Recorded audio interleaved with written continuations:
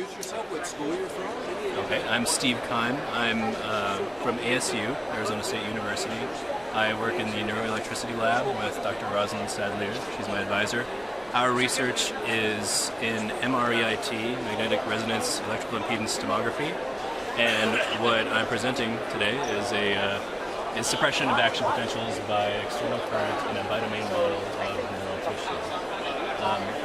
So the first thing probably to cover is the bidomain model. And what the bidomain model is it is a generalization of a complex tissue type, essentially taking the properties of those tissue types and combining them into partial differential equations that explain the properties of that generalized tissue.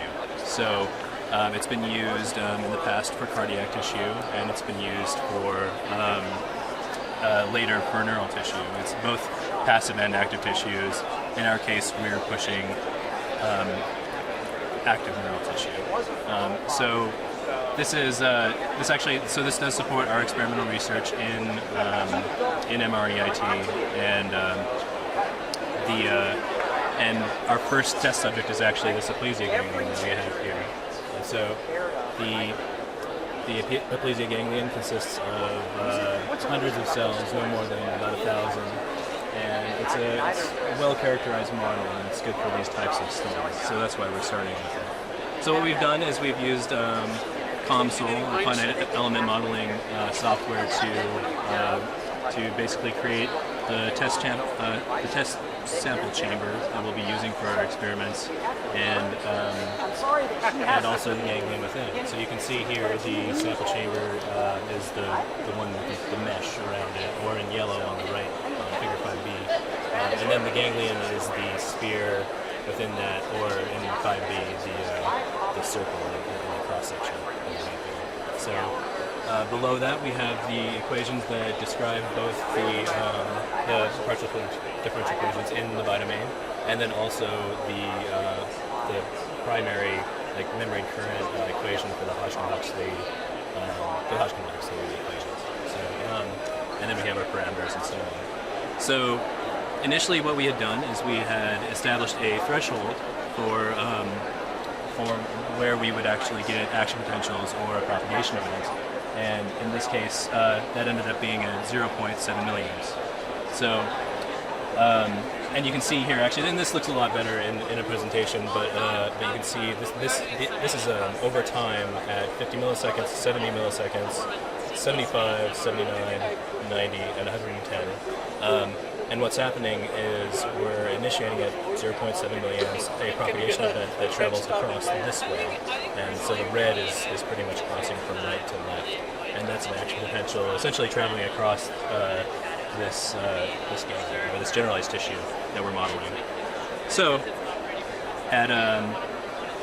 beyond that, actually, and what this poster is really focusing on is suppression of action potentials, because we've run this simulated tissue through a battery of tests now, and this specific test was to see at what external current do we suppress any kind of active tissue behavior. So we found that ended up being between about 7 milliamps and 8 milliamps, roughly an order of magnitude greater than what it took to initiate successive action potentials within the time frame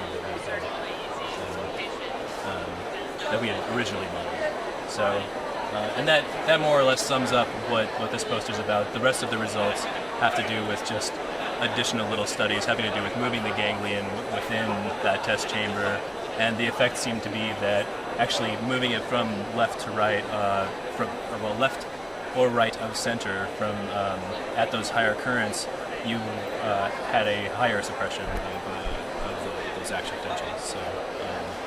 So it may be possible I guess what that really says is that if the ganglion does end up moving in experiments,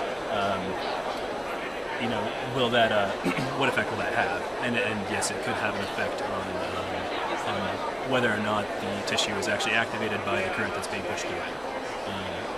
And so on.